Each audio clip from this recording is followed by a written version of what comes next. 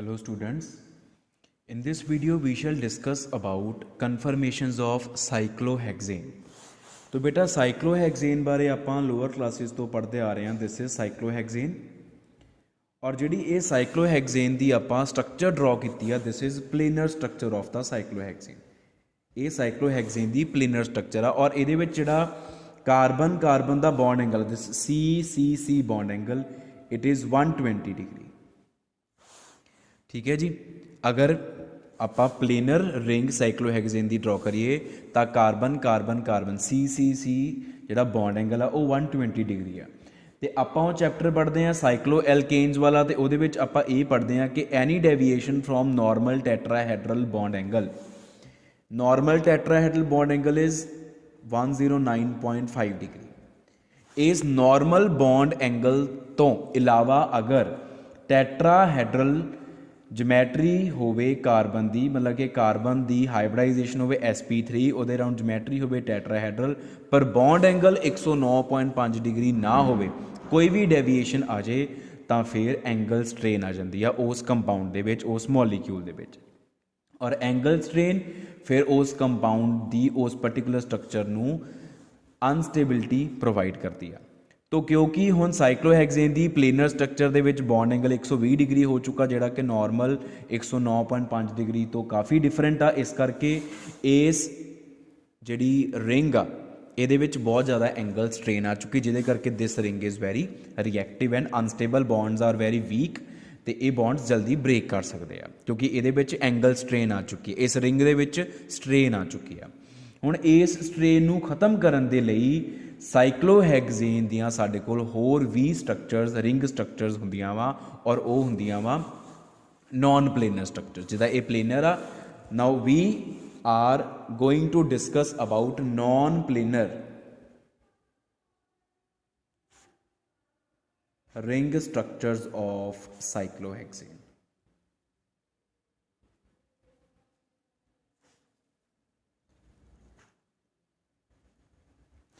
ਹੁਣ ਇਹ ਪਲੇਨਰ ਤੋਂ ਨॉन ਪਲੇਨਰ ਦੇ ਵਿੱਚ ਕਨਵਰਟ ਕਿਉਂ ਹੁੰਦੀਆਂ ਵਾ? So that the angle strain may be minimized, so that the angle strain may be vanished or reduced, ਤਾਂ ਕਿ ਬੌਂਡ ਐਂਗਲ ਨॉर्मल 109.5 डिग्री ਤੇ ਆ ਜਾਵੇ। ਇਸ ਕਰਕੇ ਅਸੀਂ ਇਸ ਰਿੰਗ ਨੂੰ ਹੁਣ ਪਲੇਨਰ ਦੀ ਬਜਾਏ ਨॉन ਪਲੇਨਰ ਔਰ ਮਲਟੀ ਪਲੇਨਰ ਵੀ ਬੋਲ ਦਿੰਦੇ ਆ, ਮਲਟੀ ਪਲੇਨਰ ਕਰ ਦਿੰਦੇ ਆ। तो ਉਹ ਜਿਹੜੀਆਂ ਸਾਡੇ ਕੋਲ ਅਰੇਂਜਮੈਂਟਸ ਹੈਗੀਆਂ, ਉਹ ਜਿਹੜੀਆਂ ਸਟਰਕਚਰਸ ਹੈਗੀਆਂ ਨॉन ਪਲੇਨਰ ਰਿੰਗ ਸਟਰਕਚਰਸ ਆਫ ਸਾਈਕਲੋਹੈਕਸੇਨਸ, ਉਹਨਾਂ ਨੂੰ ਹੀ ਅਸੀਂ ਸਾਈਕਲੋਹੈਕਸੇਨਸ ਦੀਆਂ ਕਨਫਰਮੇਸ਼ਨਸ ਬੋਲਦੇ। Because what is confirmation? It is simply the arrangement of atoms in the molecule, such kind of arrangement which can be converted into another arrangement simply by giving rotation around a carbon carbon single bond, ਉਹਨੂੰ ਅਸੀਂ confirmation ਬੋਲਦੇ ਹਾਂ। तो ਸਭ ਤੋਂ ਪਹਿਲੀ ਹੈ ਸਾਡੇ ਕੋਲ ਚੇਅਰ ਕਨਫਰਮੇਸ਼ਨ, ਸਾਈਕਲੋਹੈਕਸੇਨ ਦੀ ਚੇਅਰ ਕਨਫਰਮੇਸ਼ਨ। तो ਚੇਅਰ ਕਨਫਰਮੇਸ਼ਨ ਨੂੰ ਬੇਟਾ ਆਪਾਂ ਕਿੱਦਾਂ ਡਰਾ ਕਰਦੇ ਹਾਂ? ਉਹ ਪਲੇਨਰ ਨਹੀਂ ਹੈ। This arrangement, this chair arrangement of cyclohexane is not planar, ਉਹਨੂੰ ਆਪਾਂ ਇਸ ਤਰੀਕੇ ਨਾਲ ਡਰਾ ਕਰਦੇ ਹਾਂ।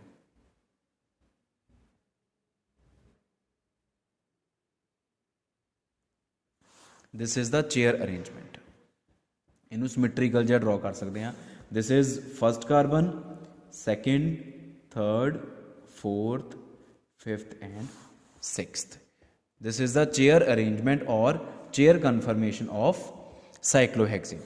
हुण इनू अगर आपां न्यूमैन फॉर्मूले दे अकॉर्डिंगली ड्रॉ करना होवे, न्यूमैन ये यूजअली जिहड़ी रिप्रजेंटेशन वो इदां ही हुंदी न्यूमैन दे हिसाब नाल।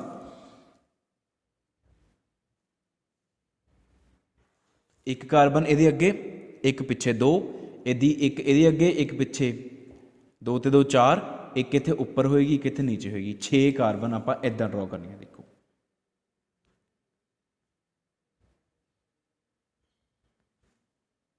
आ पिछले पासे,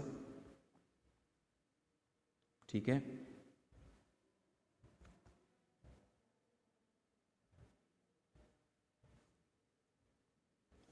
आ Newman representation of chair conformation, carbon, ठीक है। दिस इज अनदर कार्बन, आ कार्बन कार्बन का बॉन्ड, आ भी कार्बन आ, this is also carbon, this is also carbon. जे आप ये नंबरिंग करनी आ, दिस इज फर्स्ट कार्बन, ठीक है, आ सैकेंड हो गई, पिछे वाली थर्ड होगी, then this is fourth carbon, फिर पिछे वाली फिफ्थ होगी, अगे वाली सिक्स्थ होगी। इस तरीके दे नाल नंबरिंग होनी। This is first carbon and this is fourth carbon. First and fourth show कर दो, बाकी अंडरस्टूड हो जाएगियाँ। ठीक है जी।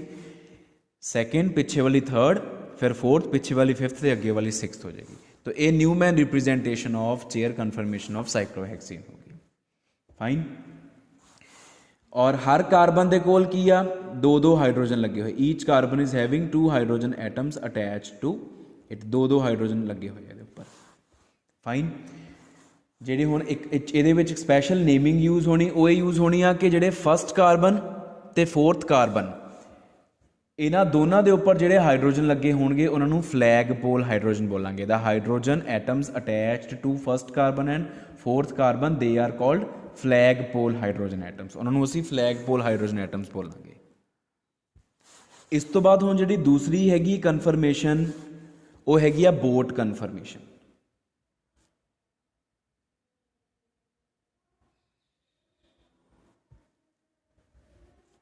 Boat conformation of cyclohexene. हुण बोट विच की आ कि जिहड़ी आ फोर्थ फ्लैग पोल कार्बन आ, जिहड़ी फोर्थ कार्बन आ, ये थल्ले नूं इहदा मूँह आ, इहदा मूँह उपर नूं कर देना आपां। तो it will look like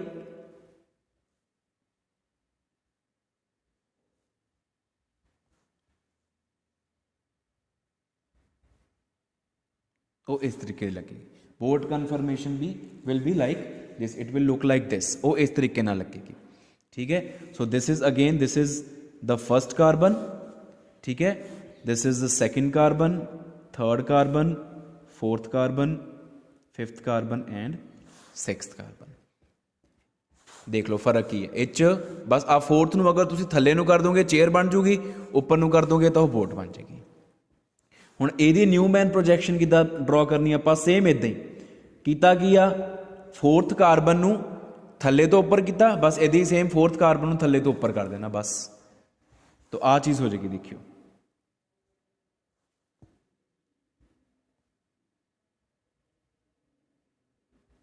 uh first carbon, हुण फोर्थ कार्बन भी उपर नूं ही जानी है।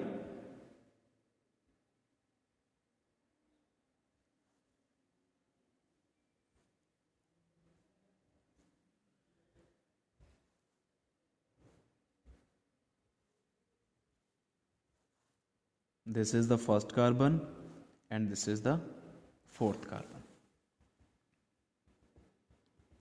ठीक है जी। तो ये बोट कन्फर्मेशन है। हुण अगर आपां इन्हां दोनां दी एनर्जी का कंपैरिजन करिए, स्टेबिलिटी का कंपैरिजन करिए, तो सब तो पहला आपां चेयर कन्फर्मेशन की गल करते हैं। चेयर कन्फर्मेशन जिहड़ी आ वो बोट कन्फर्मेशन तो ज़्यादा स्टेबल है। चेयर कन्फर्मेशन की एनर्जी बोट कन्फर्मेशन तो घट होंदी है। बोट कन्फर्मेशन की एनर्जी ज़्यादा होंदी, इस करके वो घट स्टेबल है। हुण इहदे पिछे कारण की है, देखो आपां एक चीज़ पढ़ी सी कि स्टेबिलिटी अनस्टेबिलिटी डिपेंड करती है स्ट्रेन के उपर। हुण दो तरह की स्ट्रेन होंदी, एक तो होंदी torsional strain. Torsional strain is due to the repulsions between electron clouds of the bonds of the bond pairs. If the bond pairs are near to each other, there takes place the repulsions between those electron clouds, and that repulsion creates the torsional strain in the molecule। एक तो ਉਹਦੇ ਕਰਕੇ molecule unstable ਹੁੰਦਾ, energy raise ਕਰ ਜਾਂਦੀ ਆ। ਇੱਕ ਹੁੰਦੀ ਆ ਵੰਡਰਵਾਲ ਸਟ੍ਰੇਨ, ਜਿਹਨੂੰ ਆਪਾਂ ਸਟੈਰਿਕ ਸਟ੍ਰੇਨ ਜਾਂ ਸਟੈਰਿਕ ਰਿਪਲਸ਼ਨ ਵੀ ਬੋਲ ਦਿੰਦੇ ਆ। ਉਹ ਹੁੰਦੀ ਆ ਜਦੋਂ ਐਟਮਸ ਜਾਂ ਗਰੁੱਪਸ ਇੱਕ ਦੂਸਰੇ ਦੇ ਬਹੁਤ ਨੇੜੇ ਆ ਜਾਂਦੇ ਆ, ਤਾਂ ਇਨਸਟੈਡ ਆਫ ਅਟਰੈਕਟਿੰਗ ਈਚ ਅਦਰ ਦੇ ਸਟਾਰਟ ਰਿਪੈਲਿੰਗ ਈਚ ਅਦਰ। ਆਪਾਂ ਵੰਡਰਵਾਲ ਫੋਰਸਿਸ ਦਾ ओरिजिन ਪੜ੍ਹਦੇ ਹਾਂ +1 ਤੋਂ ਸ਼ੁਰੂ ਕਰਦੇ ਹਾਂ। ਤਾਂ +1 'ਚ ਆਪਾਂ ਇਹੀ ਪੜ੍ਹਦੇ ਹਾਂ ਕਿ ਦੋ ਐਟਮਸ ਹਮੇਸ਼ਾ ਇੱਕ ਦੂਜੇ ਨੂੰ ਅਟਰੈਕਟ ਕਰਦੇ ਆ, ਔਰ ਉਹ ਹੁੰਦੀਆਂ ਲੰਡਨ ਫੋਰਸਿਸ, ਜਿਹੜੀਆਂ ਕਿ ਇੰਸਟੈਂਟੇਨੀਅਸ ਡਾਈਪੋਲ ਫੋਰਸਿਸ ਹੁੰਦੀਆਂ, ਜਿਹਨੂੰ ਆਪਾਂ ਵੰਡਰਵਾਲ ਫੋਰਸਿਸ ਬੋਲਦੇ ਹਾਂ। ਉਹ ਉਦੋਂ ਆ ਜਦੋਂ ਇੱਕ ਪਰਟੀਕੂਲਰ ਡਿਸਟੈਂਸ 'ਤੇ ਗਰੁੱਪਸ ਜਾਂ ਐਟਮਸ ਪਏ ਹੋਏ ਆ। ਅਗਰ ਉਹੀ ਐਟਮਸ ਜਾਂ ਗਰੁੱਪਸ ਇੱਕ ਦੂਜੇ ਦੇ ਬਹੁਤ ਨੇੜੇ ਆ ਜਾਂਦੇ ਆ, ਤਾਂ ਉਹਨਾਂ ਦੇ ਵਿੱਚ ਫਿਰ ਇੰਸਟੈਡ ਆਫ ਵੰਡਰਵਾਲ ਅਟਰੈਕਸ਼ਨਸ ਵੰਡਰਵਾਲ ਰਿਪਲਸ਼ਨਸ ਸਟਾਰਟ ਹੋ ਜਾਂਦੀਆਂ। ਤਾਂ ਉਹ ਵੰਡਰਵਾਲ ਜਿਹੜੀਆਂ ਰਿਪਲਸ਼ਨਸ ਆ ਉਹ ਹੀ ਇੱਥੇ ਅਸੀਂ ਡਿਸਕਸ ਕਰ ਰਹੇ ਹਾਂ, ਜਿਹਨੂੰ ਅਸੀਂ ਵੰਡਰਵਾਲ ਸਟ੍ਰੇਨ ਕਹਿ ਰਹੇ ਹਾਂ, ਜਾਂ ਅਸੀਂ ਸਟੈਰਿਕ ਰਿਪਲਸ਼ਨ ਜਾਂ ਸਟੈਰਿਕ ਸਟ੍ਰੇਨ ਕਹਿ ਰਹੇ ਹਾਂ। ਹੁਣ ਉਹ ਬੋਟ ਕਨਫਰਮੇਸ਼ਨ ਦੇ ਵਿੱਚ ਇਹ ਦੋਨੋਂ ਤਰ੍ਹਾਂ ਦੀਆਂ ਸਟ੍ਰੇਨ ਆ, ਟੋਰਸ਼ਨਲ ਸਟ੍ਰੇਨ ਵੀ ਹੈਗੀ ਆ ਅਤੇ ਵੰਡਰਵਾਲ ਸਟ੍ਰੇਨ ਵੀ ਹੈਗੀ ਆ। ਉਹਦੇ ਪਿੱਛੇ ਰੀਜ਼ਨ ਕੀ ਆ, ਦੇਖੋ ਕਿ ਜਿਹੜੇ ਆ ਫਲੈਗਪੋਲ ਐਟਮਸ ਆ, ਚੇਅਰ ਦੇ ਵਿੱਚ flagpole atoms are far apart from each other. But in case of boat conformation the flag pole atoms have come close to each other. तो ये उपर जो हाइड्रोजन लगे होंगे वो भी एक दूजे के बहुत नेड़े आ जाएंगे। जोड़ा एक इत्थे हाइड्रोजन होएगा, एक इत्थे हाइड्रोजन होएगा। These hydrogen atoms they have come close very close, they have come very close to each other. Flagpole hydrogen के विचकार डिस्टेंस जोड़ा आ वो वंडरवाल रेडियाई तो घट गया, बहुत नेड़े आ गए, जिदे करके उन्होंने रिपल्शन स्टार्ट हो गई। मोर ओवर इलैक्ट्रॉन क्लाउड्स के भी रिपल्शनस आ गई हुई, तो जिदे करके टॉर्शनल स्ट्रेन भी आ गई as well as van der Waals strain भी आ गई। इत्थों तुसीं न्यूमैन फॉर्मूले तो देख लो, जिहड़ा न्यूमैन फॉर्मूला वा चेयर कन्फर्मेशन का it is staggered form. You can see आ देखो आ स्टैगर्ड है ना, the bonds are lying in between the bonds of another carbon, but the Newman formula of boat conformation is showing that it is eclipsed, a eclipsed आ and this is staggered. And आप पढ़ के आए हैं that eclipsed form is always less stable. हुण eclipsed lace stable क्यों आ? Again due to जो तुहानूं इत्थे समझा के आया वा उही रीजन इच लगता, due to torsional strain as well as the van der Waals strain. हुण तुसीं देख लो आ फ्लैगपोल हाइड्रोजन, इत्थे फ्लैगपोल हाइड्रोजन उपर नूं, इत्थे थल्ले नूं, कितनी दूर आ? इत्थे दोनों पैरलल हो गए, उपर नूं उपर नूं। इदां ही आ भी बॉन्ड्स पैरलल हो गए, सारे बॉन्ड्स पैरलल चल रहे हैं। The bonds around one carbon are facing the bonds around another carbon. तो जिदे करके उन्होंने एंगल स्ट्रेन सॉरी उन्होंने टॉर्शनल स्ट्रेन भी आ गई as well as van der Waals strain भी आ गई। That's why boat conformation is less stable than chair conformation. ठीक है जी, ये रीजन हो गया। हुण इन्हां दोनों कन्फर्मेशन तो इलावा एक होर कन्फर्मेशन होंदी है दैट इज ट्विस्टेड बोट और स्क्यू बोट कन्फर्मेशन।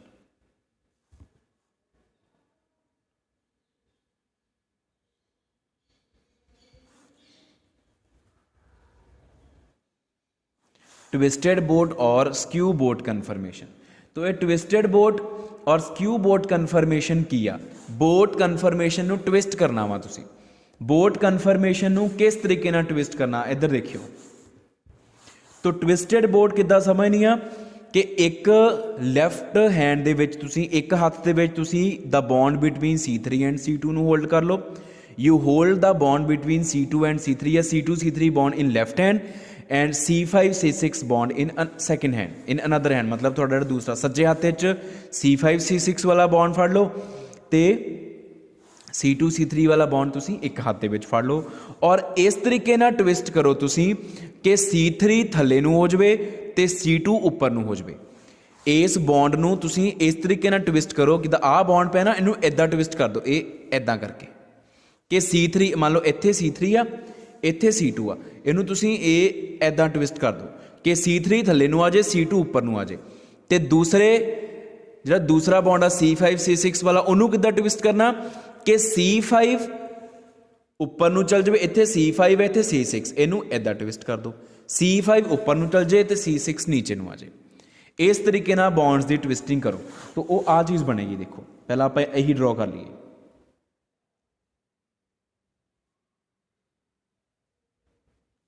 1 2 3 4 5 6 ठीक है जी। यदि ट्विस्टिंग की तुसी ट्विस्टिंग किद्दां कीती हो मैं तुहानूं समझाता, सेम वर्डिंग तुसी लिखनी है जो तुहानूं समझाया वा कि you hold the bond between C2 and C3 in left hand, the bond between C5 and C6 in right hand and twist these two bonds in such a way that C3 moves downwards and C2 moves upwards, C5 moves upwards and C6 moves downwards, so that the conformation becomes, अगर आ A conformation boat conformation आ तो फिर twisted boat conformation हुण तुहानूं इदां दे लगेगी। तुसीं देखो आ चीज़ हो जाएगी, मान लो आ C4 आ C1 है, ठीक है। आ थोड़ा जा ऊपर चलिया गया, आ नीचे चलिया गया, ठीक है। आ C1 आ इहदा इत्थे हो गया साडा C2,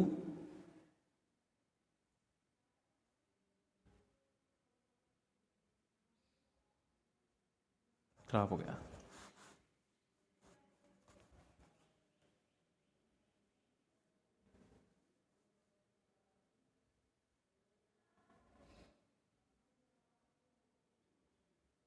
आ चीज़ बननी है, देखो आ चीज़ होएगी, दिस इज C1, ठीक है, दिस इज C2 ऊपर चला गया, this is C3, this is C4, this is C5 and this is C6। देखो C6 थले चला गया, 3 डिमेंशनली इनू इमैजिन करो, C6 थले हो गया, C2 ऊपर हो गया, बस आ चीज़ हुई आ C6 थले हो गया, C2 ऊपर हो गया।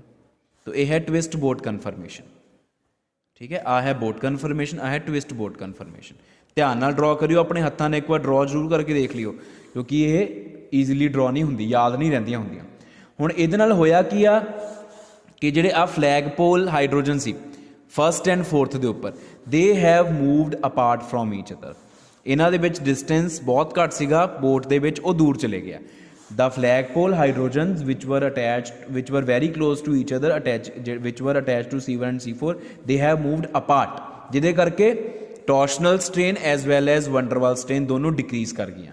तो twisting of boat reduces the strains, the torsional strain as well as the van der Waals strain, so it provides a little bit stability to the boat conformation। तो boat conformation स्टेबल होगी जो आप twist boat च convert करता। तो twist boat is more stable than boat, but twist boat is even less stable than chair, chair सब तो वध स्टेबल आ। तो ये 3 कन्फर्मेशन हो गई।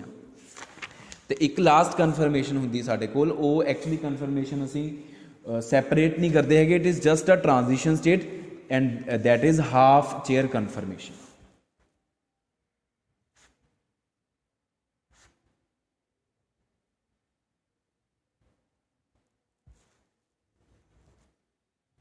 तो half chair conformation looks like आ देखो, आ चेयर कन्फर्मेशन आ, ठीक है, आ बोट कन्फर्मेशन। जो चेयर नू बोट कन्वर्ट करते हैं या जो बोट नू चेयर च कन्वर्ट करते हैं, जिहड़ा आ वाला बॉन्ड आप करते हैं उपर नू लैके जाते ना, जो ये वाला बॉन्ड उपर जाते जाते 3 and 5 दे पैरल हो जाता वा, उदों हाफ चेयर कन्फर्मेशन बन जाती है। या जो इनू नीचे लैके आने वो सेम सिचुएशन आ। तो इनू आप इदा ड्रॉ करते हैं, देखो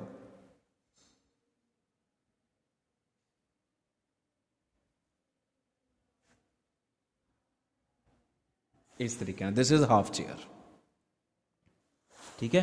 नंबरिंग सेम रहनी है, दिस इज फर्स्ट कार्बन, ठीक है, दिस इज सेम ये हिसाब चलो, this is second carbon, this is third carbon, this is fourth carbon, this is fifth carbon, this is sixth carbon, this is half chair conformation. तो half chair conformation is the least stable conformation, और इनू असी separate isolate भी नहीं करते, it is just a transition state when chair conformation is converted into boat conformation or boat conformation is converted into chair conformation। उन्होंने जी interconversion के in between एक transition state आ, ठीक है, half chair conformation, least stable of all the conformations. तो हुण अगर आप चारां दी स्टेबिलिटी कंपेयर करिए,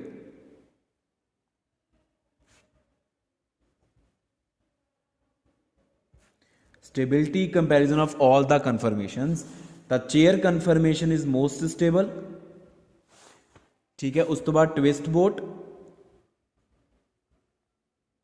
उस तो बाद बोट एंड सब तो घट हाफ चेयर। एंड जी आप प्लेनर रिंग बनाई सी सब तो पहला, जे इनू भी कन्फर्मेशन दे विच लेना तो ये लीस्ट स्टेबल होएगी। This is least stable because of high angle strain. ये एंगल स्ट्रेन दे करके जी आप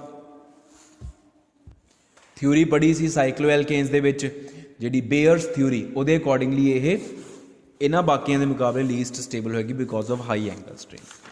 हुण अगर आप इनू एनर्जी प्रोफाइल डायग्राम दे उत्ते ड्रॉ करना वा तो एनर्जी प्रोफाइल डायग्राम भी ड्रॉ कर सकते हैं आप। इधरले पासे पोटेंशियल एनर्जी होगी, ठीक है। हुण चेयर कन्फर्मेशन लीस्ट स्टेबल, तो मान लो इत्थे chair conformation, here is the chair conformation, आ चेयर आ, ठीक है। चेयर कन्फर्मेशन तो बोट कन्फर्मेशन जाना वा, ठीक है, रस्ते दे विच हाफ चेयर आनी, तो जो आप चेयर नू बोट विच कन्वर्ट कर रहे हैं, या चाहे ट्विस्ट बोट चाहे बोट जिहदी मर्जी गल कर लो, तो पहला हाफ चेयर रस्ते दे विच आनी है, तो हाफ चेयर दी एनर्जी बहुत ज़्यादा वा, आ हाफ चेयर दी एनर्जी आ गई, दिस इज हाफ चेयर,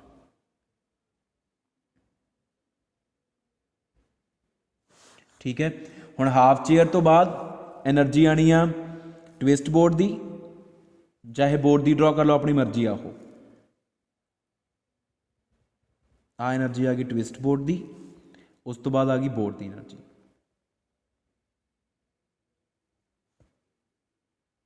बस अगों इदा छड़ देना। So this is the twist boat and this is the boat. हुण अगर आप एनर्जी कंपैरिजन करना, half chair conformation is most unstable. इहदा चेयर कन्फर्मेशन तो energy gap is around 46 kilo joule per mole.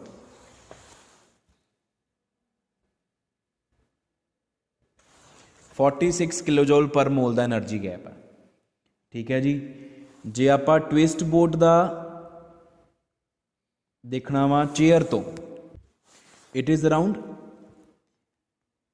23 kilo joule per mole. ठीक है।